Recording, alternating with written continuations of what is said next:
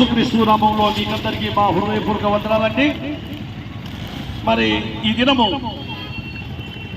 మరి ప్రభు అయిన యేసుక్రీస్తు నామమున మరి ఈ సత్య సువార్త అనగా రాజ్య సువార్త, ఈ రాజ్య సువార్త సకల జనులకు సాక్షార్థమై లోకమంతటను ప్రకటించబడును.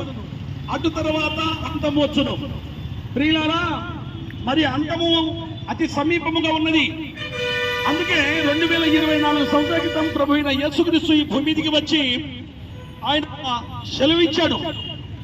ఏమని సెలవిచ్చాడంటే, కాలము సంపూర్ణమై ఉన్నది, దేవుని రాజ్యము సమీపించి ఉన్నది, అందరూ అంతటా మారు మనసు పొందాలని మరి సెలవిచ్చాడు. ఓ సోదరి సోదరులారా, మరి ఎందుకంటే కాలం అనేది చాలా బహు కొంచెంగా ఉన్నది, దినములు చెడ్డవి కనుక మీరు మారు మనసు పొందండి, పాప క్షమాపణ పొందండి, రక్షణ పొందండి అని మరి ప్రభు సెలవిస్తున్నాడు. దినాలు చాలా చెడ్డ దినాల్లో ఉన్నాం. మరి ఎక్కడ చూసినా పాపం అనేది విస్తారంగా పెరిగిపోతుంది. ఎక్కడ చూసినా మరి లెక్క లేనంత పాపము మానవుడు చేస్తున్నాడు. మరి చిన్నలేమి పెద్దలేమి అల్పులేమి ధనులేమి అందరూ పాపం వైపే వెళ్ళిపోతున్నారు. కానీ ఇది మంచి చెడు అని ఆలోచించే వాళ్ళు లేరు. అందుకే పరిశుద్ధ గ్రంథం బైబిల్ చదివిస్తుంది, మరి పాపం వల్ల వచ్చు జీతం మరణం అంటుంది. ఎలాగనగా అందరూ ఏ ఒక్కరూ నీతిమంతుడు లేడు, అందరూ ఆ దేవుడు అనుగ్రహించు మహిమను పొందలేకపోతున్నారని దేవుని వాక్యం సెలవిస్తుంది. ఓ ప్రియ సోదరి సోదరులారా, మరి శబ్దం ద్వారా వింటున్న ఈ సాయంకాలం వేళ ఈ రాజ్య సువార్త అనగా సత్యమైన మాటలు, మంచి మాటలు 2024 సంవత్సరాల క్రితం ప్రభు అయిన యేసుక్రీస్తు ఈ భూమికి వచ్చి మానవులందరి కొరకు ఆయన మరి గుడ్డివారిని మూగవారిని చెవిటివారిని అనేకులకు భక్తి చేసిన గొప్ప మహనీయుడు. ఎందుకంటే ఆయన డాక్టర్లకే పరమ డాక్టరు. అందుకే దేవుడు అంటున్నాడు, మీ శరీరాలు ఒకరోజు ఈ భూమి మీద వెళ్ళిపోతాయి. మరి ఆత్మ చాలా గొప్పది. ఆత్మ పరలోక రాజ్యంలో యుగ యుగాలు ఉండాలి. యుగ యుగాలు ఉండే ఆత్మ పరలోక రాజ్యం చేరకుండా పాతాళానికి అగ్నిగుండానికి వెళ్ళిపోతుంది.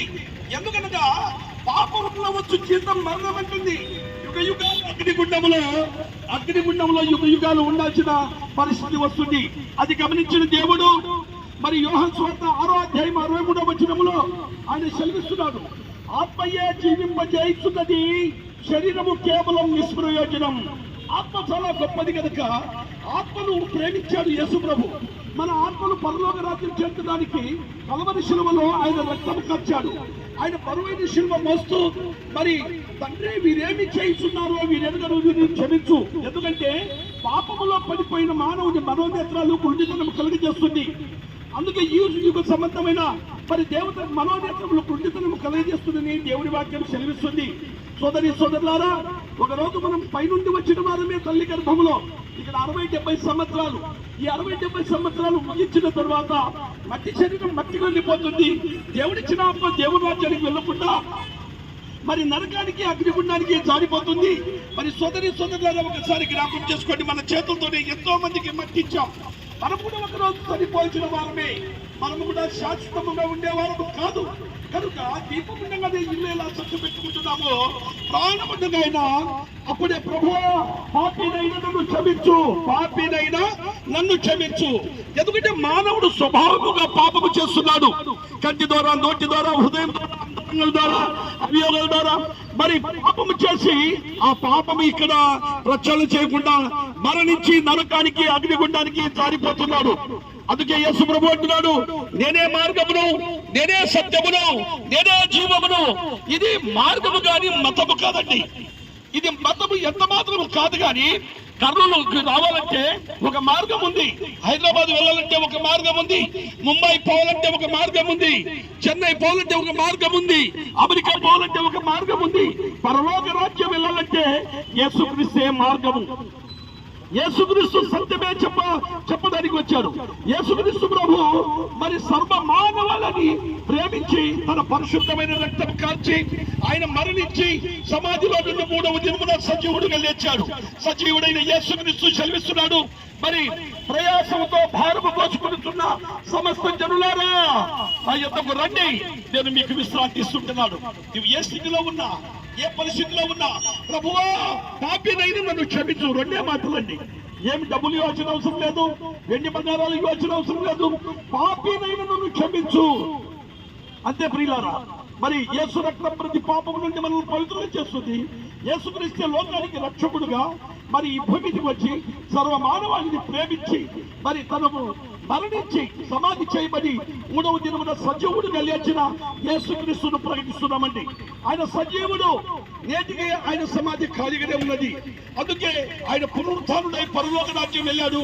మరి రెండవసారి కూడా వస్తున్నాడు. అప్పుడు మనం కూడా వెళ్ళిపోవాలంటే ఈ భూమి మీద ఉన్నప్పుడే మనల్ని మనం సరి చేసుకోవాలి. మన శరీరం మార్చిపోతే సోపుతో బాగా కడుక్కుంటాం, మన బట్టలు మార్చిపోతే ఉతుక్కుంటాం. అలాగా మన శరీరానికి కంటి ద్వారా, నోటి ద్వారా, హృదయం ద్వారా, అంతరంగం ద్వారా, అవియోగం ద్వారా చేసిన ప్రతి పాపము మరి కడుక్కోవాలంటే యేసు రక్తం ప్రతి పాపము నుండి మనలను పవిత్రంగా చేస్తుంది. ఓ సోదరి సోదరులారా, ప్రియ అమ్మ, అక్క, చెల్లి, అన్న, ఈ సాయంకాల వేళ ఈ సత్య సువార్తను విని మరి యేసుక్రీస్తు ప్రభు అని ఈ నోటితో ఒప్పుకుంటే అప్పుడు నీవును నీ ఇంటి వారు రక్షణ పొందుతారు. ఇదే అనుకూలమైన సమయం, ఇదే రక్షణ సమయం, ఇదే మంచి తరుణం. మించిన దొరకదు. ప్రభువు నమ్మండి, నిత్య జీవాన్ని పొందండి. యేసుక్రీస్తు లోకానికి రక్షకుడు. మరి